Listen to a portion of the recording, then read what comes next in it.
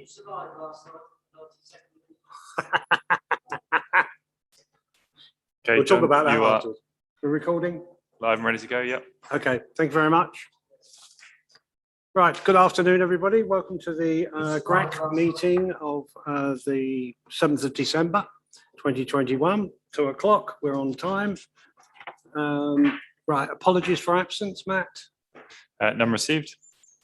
So we don't have any substitutes. That's good. Yeah.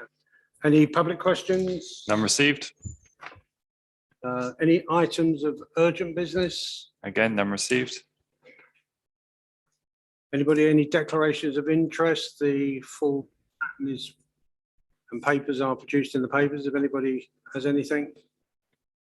No, thank you very much. The minutes of the last meeting of the GRAC committee, 28th of September, 2021. Should have all had copies of. Not proposing to read them for obvious reasons. Page 2, page 3, page 4, page 5, page 6, page 7,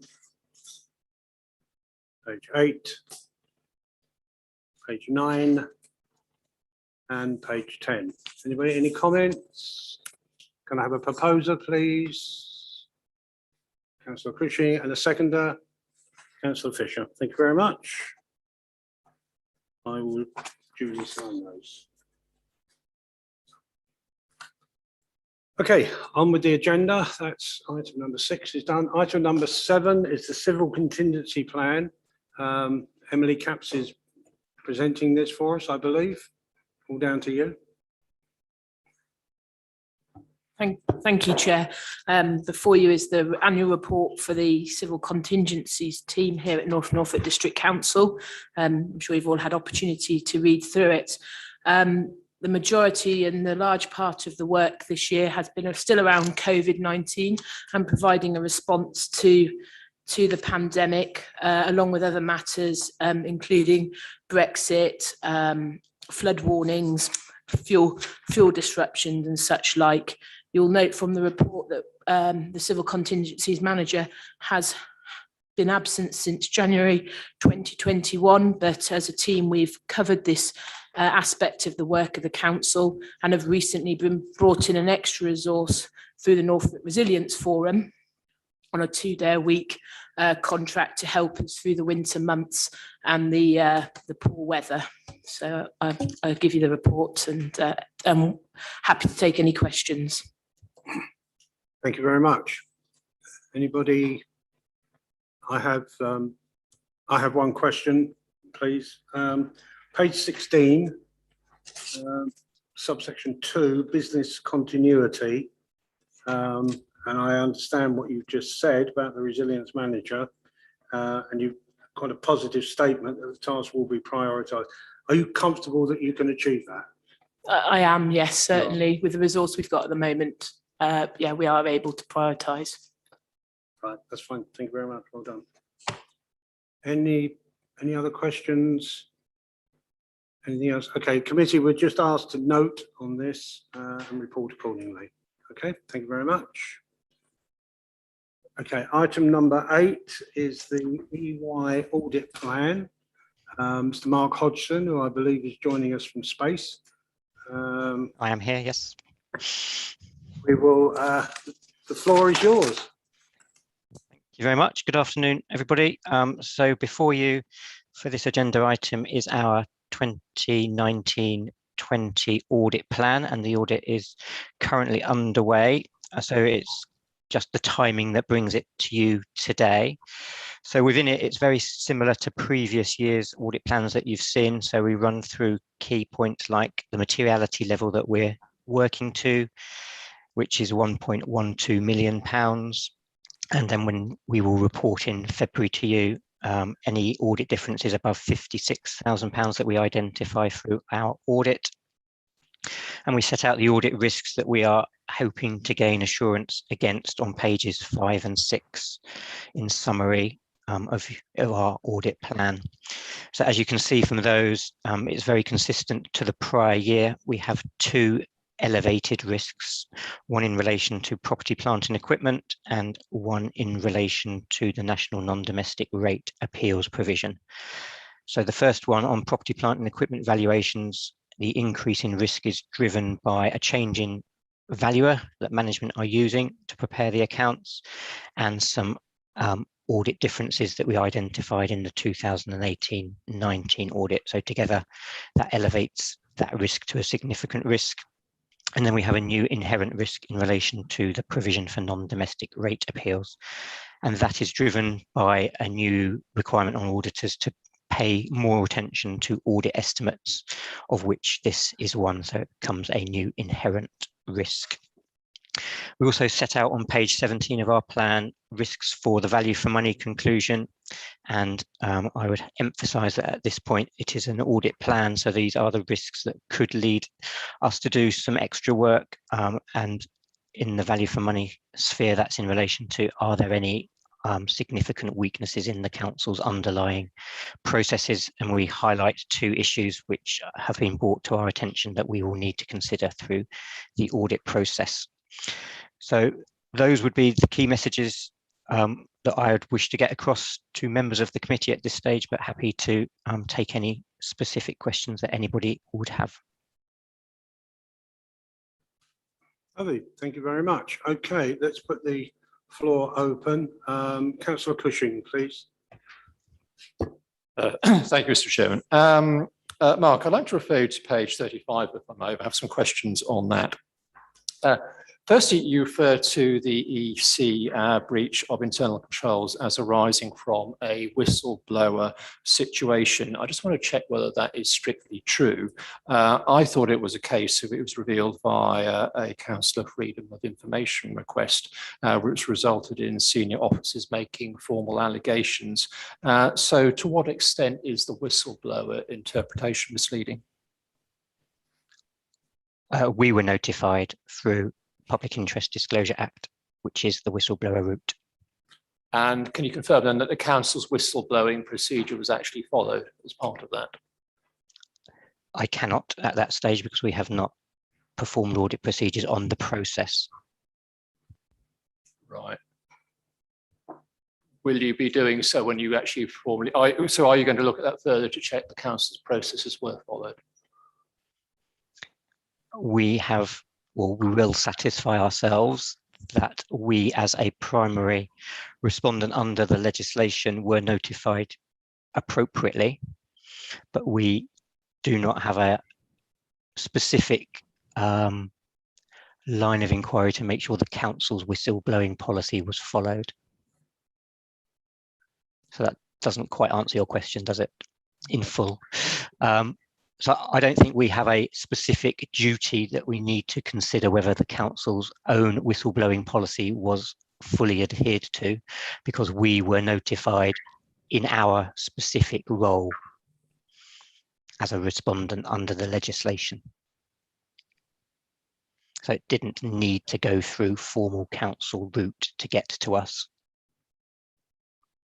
Right, I'm just concerned that whistleblowing may not be entirely accurate in terms of the way that you're using it. I thought whistleblowing was quite a specific type of process, and I maybe stand to be corrected on that. But anyway, okay. I will move on, if I may, Mr. Chairman, to another question. The Cambridgeshire Police investigation found no criminality in breaches of internal controls. However, they set a very high bar of test. So there may have been lesser degrees of motivation and culpability which have yet to be identified. In your what we will do section, can you clarify whether EY Forensics has already or will be looking into these allegations to identify what internal controls breaches involved, to identify whether allegations were founded, and if so, where responsibility rests for the breaches, how serious were they, and to identify corporate learning to ensure there's no repetition of these? Yeah, good question. So yes, I will be engaging our EY Forensics team to look at the fact pattern behind the issue that you've highlighted. And indeed, as you say, the threshold for prosecution is clearly a lot higher than potentially a weakness in the council's arrangements, and we are interested in the council's arrangements, and we will be reporting against those. So things like financial reporting, financial regulations, and standard control environment tests will be performed by the EY forensics team, and that will form part of our conclusion, which we will put into our audit results report at the end of our audit. So that work's to be done, it hasn't been done so far, because I think the report is published, is it not, in January, am I right, Mr. Chairman? So has that been done, or is it just a matter of interest? The EY forensics team have done a number of procedures as part of the audit already for me, yes. Fine. And if I may, Mr. Chairman, one final question. In the next what we will do action refers to a review of the EY forensics report to identify any governance and the council's response to them. Can you advise whether the council has seen the forensics report yet, bearing in mind that police works finished, I think 9 months ago it is now, in order to fully understand the arising governance issues before giving its response? If it has not seen a report yet, when will it, and why has it been delayed so long as the council has been significantly disadvantaged by that? We have not issued a report into our findings. So this agenda item is our plan of what we propose to do. And the timing is all wrapped up in the consecutive need to close out the 2018-19 audit, which we did earlier in the year, and then go through seamlessly into the 2019-20 audit planning, carry out the procedures, and then report accordingly to that timetable. And that is what will be reported at the next meeting of this committee. So we have to wait till March, am I right, Mr. Chairman, and that to see that report? Okay. Well, sorry, can I just clarify? Will anyone in the council see that report? Well, I don't know if you know, Mr. Chairman, when that report, you don't. We don't know when we'll see that before then. Just seems quite a long time for us to actually still have to wait in order to get hold of that.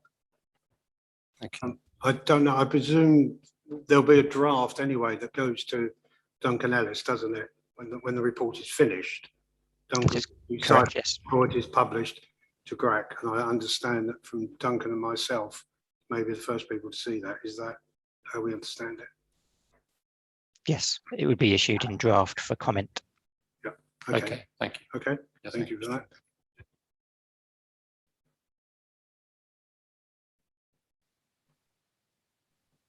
Turn that on would help.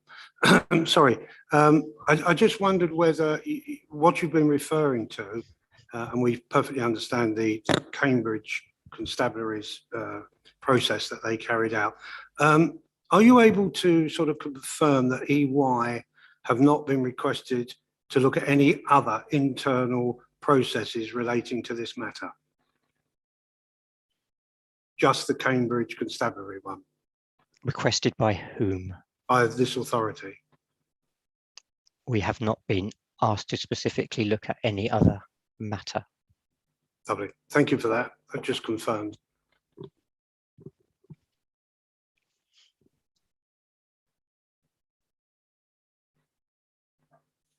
Thank you, Mr. Chair.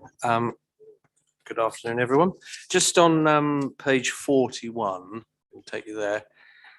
Mark, I was just wondering, I'm just under the one itself, and it talks about if you, meaning this council, is unable to meet the key dates within our agreed timetable, you'll obviously notify us of the impact of that on the timing of the audit, and if any additional work is required, impact on fees and so on and so forth, which all seems quite reasonable. But I was just wondering, what happens if the auditor is unable to meet the agreed timetable? I was just wondering if there was a section in there that outlines that, because it seemed slightly one-sided.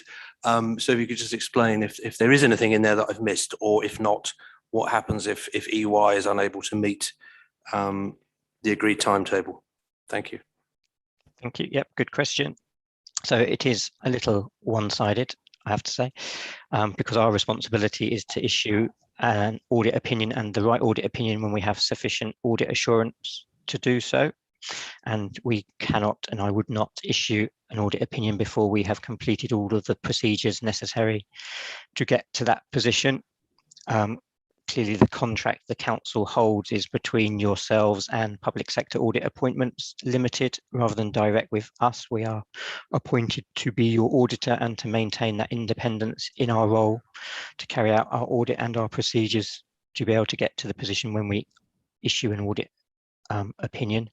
Clearly, if there are any delays on our side, then I would have to explain those to Duncan in his role as Section 151 officer and agree a timeline that would be suitable for him and his team if it were delayed at any point.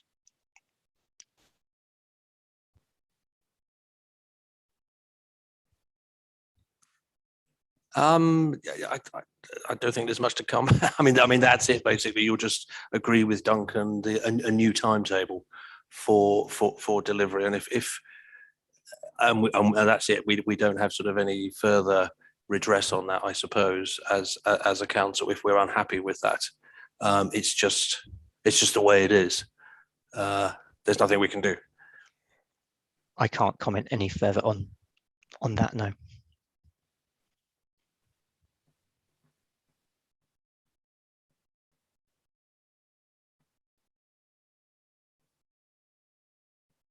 Sorry, John, just remind you to turn your microphone on. It was on, sorry, the lights on, sorry, apologise. Sorry, any other members that want to ask from the committee first? If not, I'll put it to the officers in case you've got an opportunity that you want to ask something. Lucy, I see your hand waving. Yeah, thanks, Chair. So rather than a question for Mark, I suppose it's just to reassure the committee around some of those increased risks and new risks that Mark talked about. So I think that's on page 5 of that particular item. So the increased risk around the valuations of our property, plant and equipment, I think comes from some issues we had relating to a historical adjustment we found within the 2018-19 financial year and some unposted valuations. So we did put some new procedures in place following that discovery, so that I'm confident that that won't be an issue going forwards. So just want to kind of reassure the committee that although that is down as an increased risk, I've done everything in my power to make sure that that doesn't affect us in any way.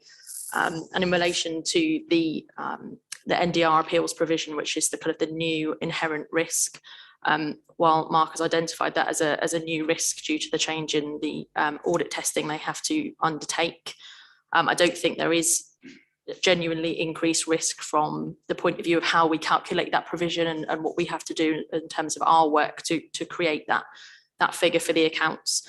So again, I would flag to you whether I thought that was a genuine increase in risk in terms of the stuff that we do, but I don't think it is.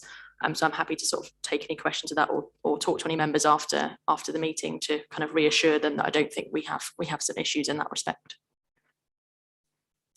Okay, thank you for that. Duncan, do you have any comment you want to make? No? Okay, I think, Mark, thank you very much. We're just asked to note the report and look forward to seeing you in March. Me too. Thank you very much. Okay. Have a good meeting. Thank you. Bye-bye. Okay, thank you very much. We move on now. Item number 9, progress of the internal auditors. Fayho, please.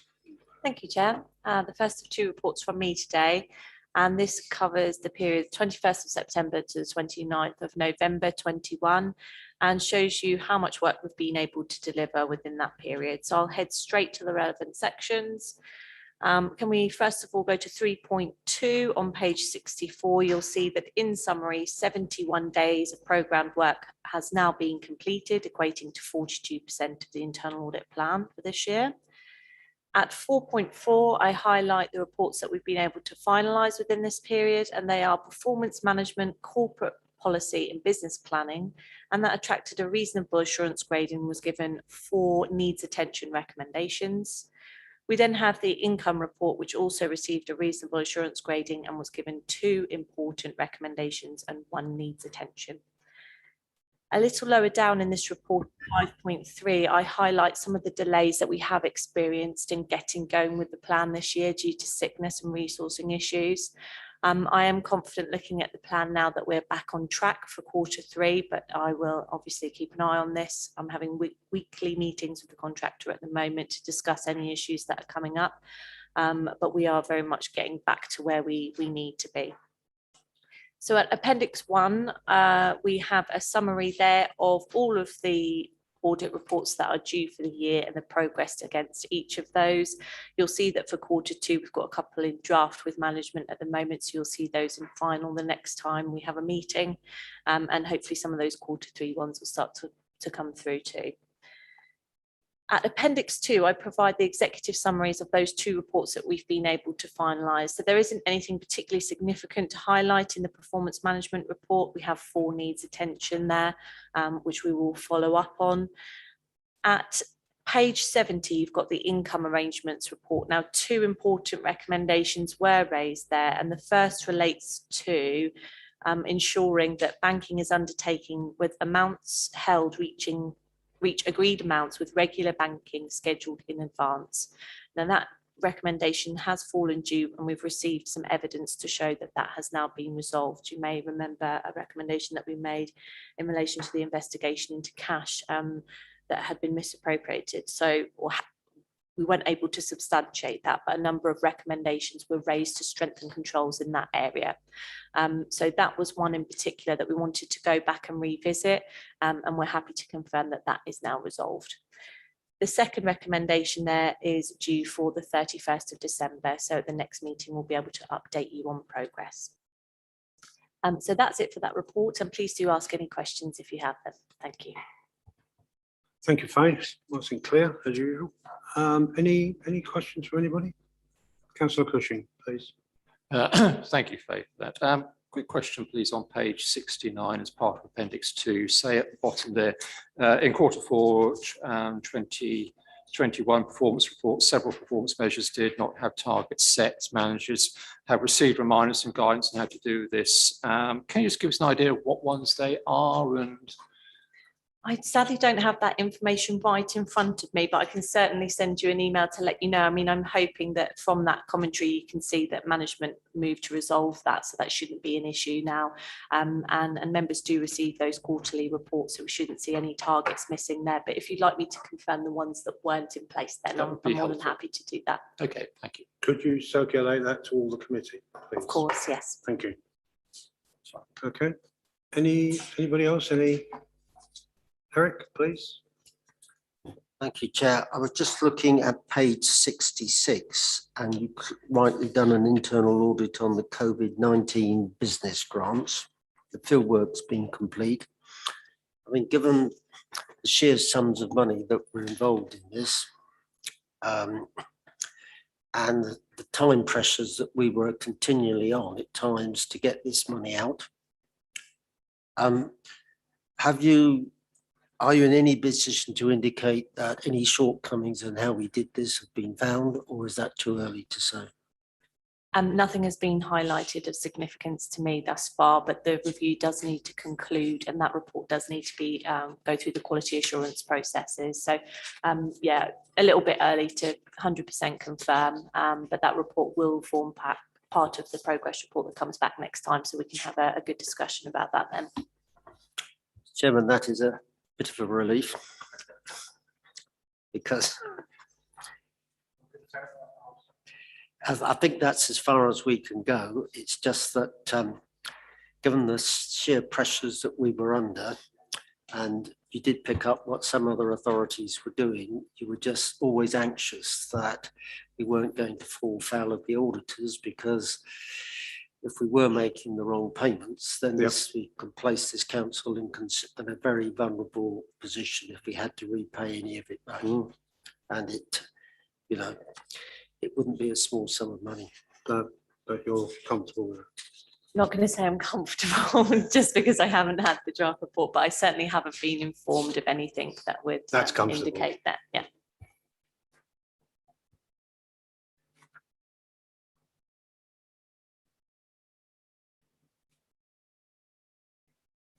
Sorry, yours has gone off again, John. Apologies. Well, mine's gone off. Christopher's is still on. That's why. That's fine. Okay, that we are just asked to note the report on that one. Thank you very much. Item number 10, a follow-up for the internal auditors. Faye, yours again. Thank you. Thank you, Chair. Second report, and this one highlights any recommendations that have now fallen overdue that we've asked management to implement. They haven't been able to implement by the deadline, so we provide an indication to you as to why they're delayed and with a new target date on. It was agreed at the last committee, I believe, that we would start to receive this at every meeting so that we could get comfortable with the recommendations and the outstanding ones and the commentary from management and actually see those reduce over time. So a bit more governance on those it was felt that was needed. So head really straight to the appendices. So you've got at page 79 the overall picture. You will see from Appendix 1 that there are a few highlighted in yellow. Some of you may remember at the last meeting, I promised to go away for those project management audit recommendations that were outstanding and the Chroma tennis hub ones to bring back an update to you on where we were with progress. A review was actually scheduled in for Q3 in any case for our auditor, Nikki Cox, to go out and revisit all of those. She was the original auditor that did the Chroma tennis hub project audit. So she's in there at the moment with management, and at the moment the testing is focusing in two parts. So first, is the framework sufficient and has it incorporated our recommendations that we've raised about project management at the council? She is very happy with that. That is absolutely in place now. There's a couple of tweaks that she's managed to recommend, but otherwise she is comfortable with that. As suspected, what we are going to have difficulty with is showing that this is being used if we don't have practical examples to look at and evidence to gather on those. So there's a bit of work that's still ongoing, and Nikki's working on that at the moment with a view to bring back a report to the next committee that shows you how we are progressing in relation to those. But I've separated out those recommendations in Appendix 6, just because I'm not saying they're not complete and they're not outstanding. It's just, we don't have anything at the moment to 100% provide comfort over that. So I think it would be wrong to move them to completed, given some of the serious nature of those issues that were raised. So, and normally at this point, I hand over to members to ask any questions about the latest responses from management. So, over to you. Thank you. Thank you. Anybody got any questions they've dug out? Christopher? Somebody reads them. Was page 81 I just interested in, which is about the residual actions on Section 106 agreements. I note if we get to March next year, we'll be nearly 2 years overdue on those. Been two questions really. One, we got a priority 2 down there. Now, given that obviously Section 106 is something which I think all members are very keen on, because obviously that we ties into all of the town and district and parish councils that we have to deal with, who also focused on that.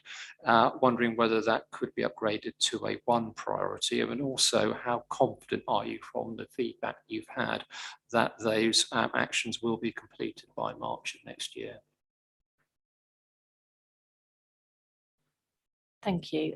So the Section 106 agreements report has now concluded, and those important priority recommendations have been agreed by management. So we don't really have an opportunity to regrade those unless we review the area again, and we find things that need to be prioritised in that manner.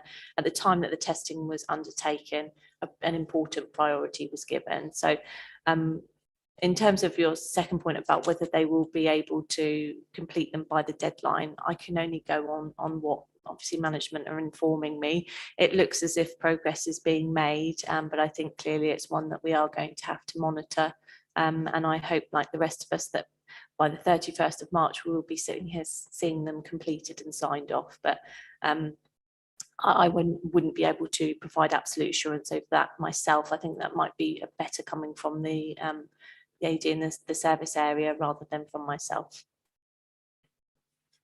I just wonder, Mr. Chairman, will we be getting this report in the March review? We do as well, so we'll be able to check then, will we? Okay, fine, yeah. Won't we? Yes, every time now, yes. There we go. Yes, we're all constantly going to keep that.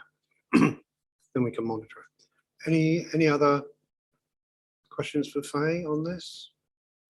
Okay, we're asked to note the management action that's been taken on this. And I think it's a very useful way of keeping up to date with everything that we got. I know it's a little bit of work, but it does help a lot. It is appreciated. Thank you, Chair. Thank you very much. Right, item 11 is the external audit procurement. Lucy, please. Thank you, Chair. So we've mentioned PSA Limited once in this meeting already, so it's a helpful introduction to this. So by law, we have to appoint an external auditor to look at our financial statements for each financial year. At the moment, a company which was spun out from the local government association called Public Sector Audit Appointments Limited, that's PSAA, undertook a kind of a national procurement exercise. It was back in 2015, covering the financial years 2016-17 to 2022-23, to sort of procure on behalf of the councils that opted in to get these external auditors for them. I think the idea was partly just kind of economies of scale, really, and making contracts that were kind of large enough for the big hitters to be interested in. We do have to opt into that arrangement, as that original arrangement is coming to an end. We have been asked whether we wish to opt in again for a second time or not. The LGA are of the opinion that that is a full council decision to make whether we do that, but have recommended that audit committees sort of have that discussion prior to that decision being made by full council. So this is kind of the report that is enabling you to do that. So we have two options effectively in front of us. One is to opt into the PSAA arrangements and go with the national scheme again, or look to procure on our own for an external auditor. The officer recommendation at this time is to opt in to the PSAA arrangement again and go with the national scheme for a number of reasons which are outlined in the report. Since I wrote this, it has come to my attention that a large London council, which is obviously more attractive to bidders than we are in North Norfolk, who didn't opt into the PSA arrangement last time, has just failed for the second time to appoint an external auditor. So it just kind of demonstrates the issues there are with the market at the moment.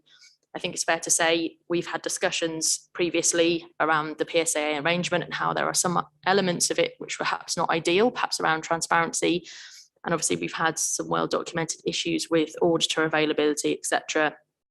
It's not my view that this is PSAA's fault. This is clearly a sector-wide problem, and opting out of the PSAA arrangement, I don't think will solve any of those issues. I think it's far better for us to be inside that arrangement and negotiate with PSAA around some of this issues of transparency, and perhaps working with them a little bit more to sort of help this next procurement process be a little bit kind of easier for all of us.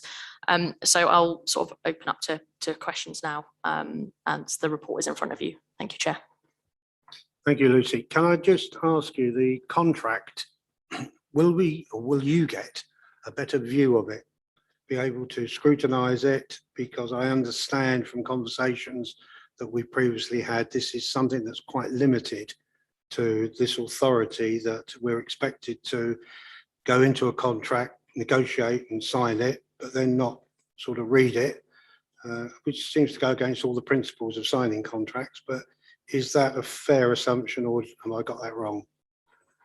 I think it's a fair assumption. So the way it kind of works legally at the moment is that we have an agreement with PSAA to procure on our behalf. The contract is between PSAA and in our case EY, or whichever audit firm has won the contract for the particular area, which is what Mark kind of alluded to earlier.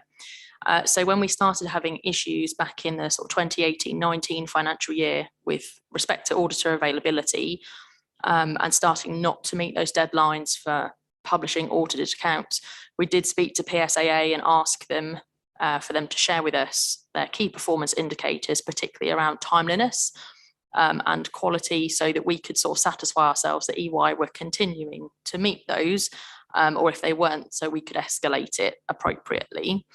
And they were not willing to share that information with us, as we were not a kind of legal party to the contract. I think it's fair to say there's a number of councils that have also tried that approach and been similarly displeased with the response.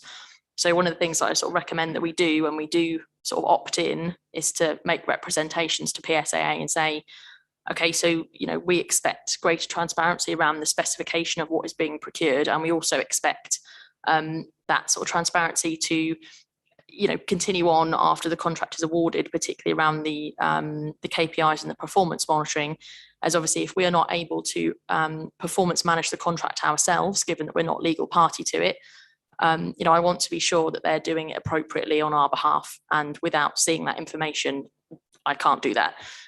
So that's why in the report I've suggested that we sort of continue to lobby for that information to be more transparent. As I said, I think there is a weight of opinion in the sector that needs to happen. So I think they should take that on board. I think there's a lot of councils who are effectively opting into this process due to the increased risk of not being able to find somebody on their own. But I think a lot of people are just displeased with that arrangement. So hopefully they'll listen. Thank you, Chair. Good afternoon, members. I thought it was just useful just to give you a bit of context as well before you discuss the report more widely. So the Section 151 officers across the county have discussed the position in terms of a recent Norfolk Chief Finance Officers meeting, and the decision was unanimous that the recommendations should be that we maintain these contractual arrangements and we opt into the new arrangement. So I thought that would be helpful. Obviously, they are officer recommendations, so members are able to take a different decision, but it was reassuring earlier that Faye did mention of those councils that she knows have already discussed it. They've all been supportive of carrying on as well, so that's helpful. I think additional transparency, as Lucy's already outlined, will be important, particularly around things like escalation. So if you're unhappy with performance, there is an escalation route that we all understand and we can follow. So I think that will be helpful for the future. The decision needs to be made technically by the 12th of March. So our proposal is to bring something following this meeting alongside the budget papers in February, because it all ties up quite nicely with that. So I just thought that'd be helpful just to mention before any further discussion, Chair. Thank you. Thank you for that. Can I just, and I will get back to you. Can I just put something to the monitoring officer? Is there any legality here that if our officers are not being given sight of contracts to do their job, is there something we can pursue with that or not? I'm not sure about that. I'd have to, that's a question more than a Okay. Could we ask you just to see that? Because obviously it's hampering in some ways the job that we're asking them to do. So would you mind if just... Okay, thank you very much for that. Sorry. So, Thanks, John. So obviously links back to the question I was asking Mark, really, particularly 1.5 and 1.6, I think. So I was just wondering, Lucy, if so you're saying we should lobby the PSAA, and when we do that, so that's good. Are we lobbying there on our own, or are we lobbying as a group with other councils, which might be more effective? I'm just wondering whether that would, that would help. Yeah, so we do this kind of on our own, but also jointly through the district councils network as well, who sort of said a lot of district councils have had this issue, and they do have a bit more clout than single authorities on their own. So yeah, groups of authorities have done this before. I believe that we did it as a Norfolk wide thing as well. I think very recently, after we had the initial discussion with them when they refused to show us the contract. I think as Norfolk authorities, we did write to them to sort of express a view on that. But it didn't make any difference. No. Right. And great. So are we? Yeah, it's not good, that I don't think. No, I think in fairness to them, we're mid-contract term at that point. Okay. So if they'd already made the decision that the legal nature of the arrangement couldn't be changed at that point, because we were in it. So I think we are in a better position now to make the changes for the new arrangement. So are we able to do that? And are we able to look at the contract and say, actually, we need this in it, which enables us gives us more transparency? And I think at this stage, it's PSA will be consulting with the councils that opt in terms of the specification of the of what ends up going out to tender. So it's at that point that we will insist that certain KPIs are included, and then we will want to see on an annual basis or however regularly we see fit that we would then see those. I said I'm not too bothered about seeing the contract as a whole. We want the bits that we need to use for the contract management purposes and key performance indicators, and that escalation process is the really key bit. So as part of the specification, we'll be asking PSA to build that in effectively. And are you confident that they'll listen to that and they'll be able to? I think there's a significant number of councils that are of that view, and I think that given that we're at the start of a new arrangement, I think that they'll be willing to listen to it. Yes. Good. Thanks. I mean, are we any nearer getting our 1920 audit completed? So they have now started, which is an improvement on last time we spoke. Yes, so the auditors are in, albeit virtually, have been since Wednesday last week. So my understanding from having spoken to them is they're expecting to have their field work finished by the end of January, and then the report will come from there. So I know that the work programme for this committee does have their audit results report coming in March, as Mark has just mentioned. I'm confident they will meet that deadline on the basis that they have actually started the work now. So fingers crossed.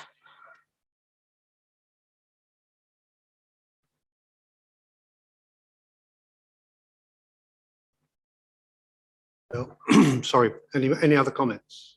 No, okay. We're asked to, that this committee recommends to full council that NNDC opt in to the PSAA joint procurement exercise, while also providing feedback to them on how the process could be improved. Can I have a proposer, please? Harry, seconder? Oh, Christopher, thank you very much. Can I have a show of hands on that vote, please? Unanimous. Thank you very much. Okay, next one is item 11. This is quite a long one. The external audit procurement exercise from the, is that number 11? Oh no, we've done that one, sorry. Number 12, I beg your pardon. Number 12 is the exemptions of the procurement exemption register. I understand there's nothing to report. Yeah, it's a nil report. Nil report. There we go. We only have to note that. Nice and quick. Thank you very much. Item 13 is our favourite one, the corporate risk register. Over to you, Duncan. Thank you, Chair. The report's before you this afternoon. So this is the regular report now that comes to every meeting.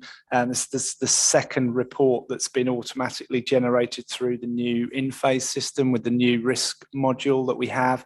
And hopefully some of those risks are more visual than they would have been in previous reports. There's nothing particularly that I'd like to raise as a result of this report. I think in terms of reputation, the opening of the reef is extremely positive. So I think that's one of the, well, actually the largest directly funded project that the council has ever delivered. And it's now open and operational, so that's great.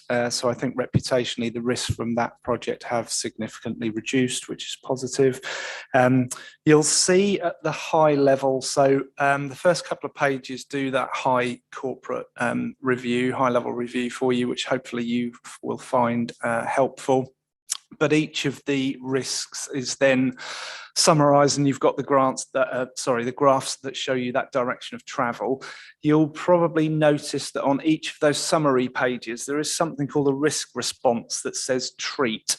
So there's 4 ways that you are able to address risk normally. So you can treat the risk, you can tolerate it, you can transfer it to someone else, or you can terminate it, so you can stop doing it. This risk response is at a very, very high level. So all of these you'll notice say treat at the moment. When you get drilled down to the individual risks, there will be some that absolutely we can't do anything about. So some of the economic position nationally and globally, we're not in a position to treat or do anything with. We just have to tolerate that, and we have to try and mitigate against some of the impacts around it. But I just thought I'd mention that because that was something that CLT raised in discussion the other day. So I thought it might be useful just to clarify that for you. But there's nothing particularly, Chair, that I think I need to raise. So I'm happy to take questions. Thank you. Sorry, thank you. If I could just start on page 16. There is a score of 16 and a target of 4. Now, that seems quite a gap. How are you going to get the score down to 4? Or is 4 too low? Thank you, Chair. And that's a discussion actually I've had recently with the internal auditors. So I think these are subjective reviews. When we come to look at risk, there is a subjective analysis that takes place in terms of trying to assess that risk in terms of likelihood and consequence. And then actually what your mitigations that you put in place are going to reduce that risk to. The challenge I've had is that actually most of the mitigations we've got in place are actually complete. So actually, if we're still saying that the risk is at a level 16, then we need to do significantly more to bring it down to a 4. But it may be that that 4 is not achievable because of, like I mentioned a moment ago, in terms of some of those areas that you cannot actually do anything about. It's a bit like a new strain of COVID. There's very little as a council that we are able to do about that position. We just have to react in terms of what might come forward in terms of our contingency plans. So that's one that's been raised with me that I will review in terms of both the target position and the current score. It may be as well that there are other mitigations that we can bring in place to help narrow that gap. But I think I need to take a step back from that, have another discussion with management team and CLT as well about whether that target is going to be achievable. Because if it's not, it's probably set at too low a level and probably needs to be reviewed. And do you have to review that in conjunction with the internal auditor? Not always necessarily, but I think it's very useful. I think that the benefit we have with Faye is that she's got a really strong risk background as well. So it's quite helpful to have that challenge, she says. So It is useful. It's useful. And the same with CLT and management team. The more transparent we can make all of this, the more we can discuss it, the better it is, I think, organisationally. So yeah, absolutely, that challenge is helpful. And I say I'm interested in feedback, not necessarily through the meeting, but if members have got feedback on the report, because now that I've pulled this together, Helen Thomas is very, very instrumental in pulling this together. And we're trying to get the balance right in terms of the information that's provided, but trying to focus on the key elements without providing too much detail. So actually, if you think there is too much information within the report or you would like things displayed slightly differently, we can look at that. I think it's a step change in terms of what we had previously, which was effectively an Excel spreadsheet. Yeah, so as soon as these updates are made, they're live on the system. And again, creating this report, yes, you have to have all the information in the system, but actually this report now is effectively a press of a button and it's automated. But what's shown within the report and the amount of detail, we can add to that, we can remove it. So again, any feedback's gratefully accepted. Thank you. Lovely, thank you for that. I just have one more and I will let others speak, I promise.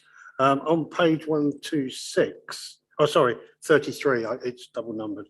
On page 33, the control contingency of mitigating actions, there is one item there that hasn't achieved its date of September the 21st, September 2021. Is there a reason? Do we know that? Everyone else seems to have managed to get them home, and it's to do with customer strategy. I think, Chair, that was the previous target, but the customer strategy has been approved now. So it is live. We have got an updated customer strategy. So that is now complete. I think it slipped slightly from that original target. But you're comfortable that that's... Yes, yeah. That's fine. Thank you. Right, sorry. Anybody, any other committee members, any questions for Duncan? Christopher, please. Thank you, Mr. Chair. I'd really just actually like to follow up on the risk that you mentioned. I have to say, when we're looking through this, sometimes I actually struggle to understand what risk it is actually we're trying to assess there, because normally when you're looking at risk register, it says this is the the risk and the impacts of the risk if it's actually fulfilled, and then what you're going to do to try and actually mitigate it. Whereas some of the, looking at, say, page 11 or 104, which I think is the one that you referred to, well, it says, talking about operational capacity and being affected by COVID, but what actually is the risk there? If what accounts for the gap between 16 and 4? What does the council actually need to do to reduce it? I'm just struggling looking through this report. It's very different to what I'm used to looking at in a report, really, to really get a handle on what we're meant to be concerned about, I guess. Chair, if I can just come back again, that's it's something that was raised because Martin obviously is new to the authority, and I think, to be fair to all of CLT, this is a very new format for this report to be in. So actually, if there are key things that members feel need to be strengthened and need to be highlighted, I think we can adjust the report to make sure those things are front and centre, because if they're not, then the report isn't doing what it's designed to do. So I can look at making those improvements to make sure that that clarity is there. If yeah, for the next report. Yeah, well, thank you. From my mind, you're looking at risk. I suppose I want to articulate what actually is the risk. What's the impact of it if it is actually comes to fruition? What actions are to be taken to mitigate the risk, and by what date are we looking for those actions to be implemented in order to do that, so that we can actually monitor that? And I don't really see that in any of this personally going through, so I'm not really, there's quite a lot of statements in there, but I'm none the wiser really. I think actually, I know we've moved to a different formatting, but I think under the old format, at least we think, memory serves, we used to have that to a reasonable degree. I don't know what others think.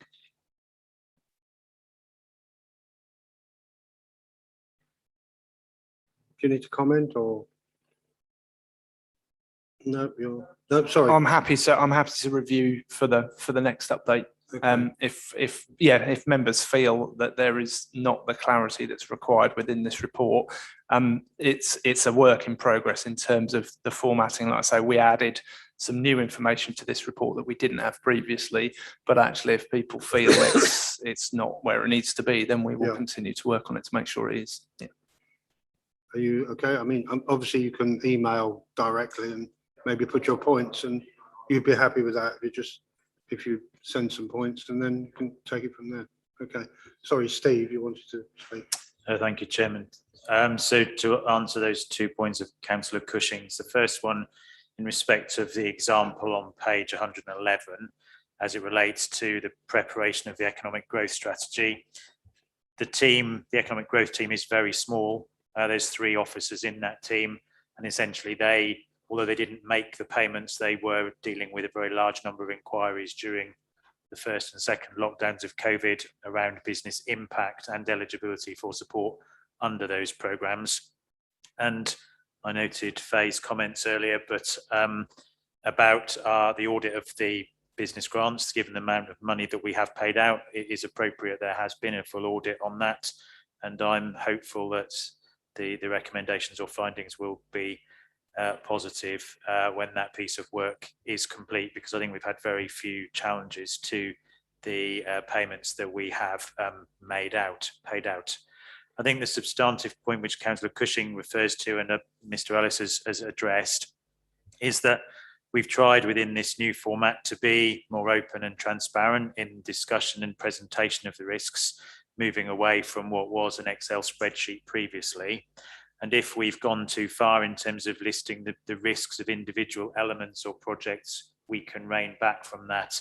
I believe the previous format that we had identified 10 or 12 significant corporate risks around macroeconomic situation, the finances available for local government, issues for storm surge, insurance loss and those sort of things. And this has gone much further than that.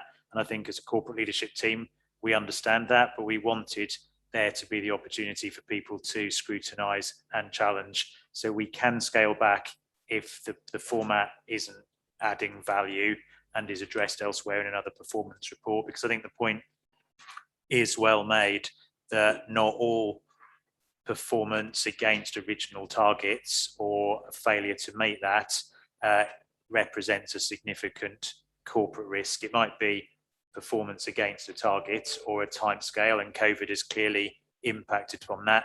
Doesn't mean it's a significant corporate risk in terms of its magnitude, financial risk, corporate loss, or something like that. So we need to get the balance right.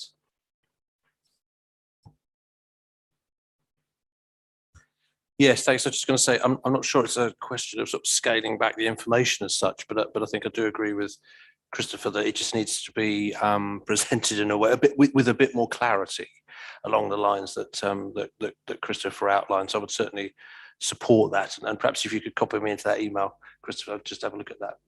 That would be great. Thank you. Okay, any other comments on the corporate risk register? Okay, again, we're just asked to review and to note it. Thank you very much. Okay, item number 14, the GRAC update actions. And to you, Matt, please. Yeah, I have nothing to update on those actions there. I think every one of the recommendations made has since been implemented. Yes, I did note that, so well done. Yeah, we have got there. Excellent. No backlogs. That's what we like. Okay, item number 15 is the GRAC work programme. Matt, please. Yeah, so the issues to note there, obviously there was questions today about whether the external audit for 1920 was on track. Just to note there that it is on the work programme for March, and I think there is confidence that that will make it to that meeting. Then just to note that the anti-money laundering policy has been moved back slightly to June 22. And also in March, we can expect, in addition to the corporate risk register, there is an annual review of the council's risk management framework. That's lovely. Thank you for that. Any other questions? Anybody got any items, comments? Faye, you want to come back, please? Just to highlight that there'll be a follow-up report added to that list as well. Yes. Oh, yeah, that's right. We said, yeah. Okay. Well, thank you very much. I think we can call the meeting to an end. We'll call it 3 o'clock for the sake of time we all get up and get out. Okay. Thank you very much.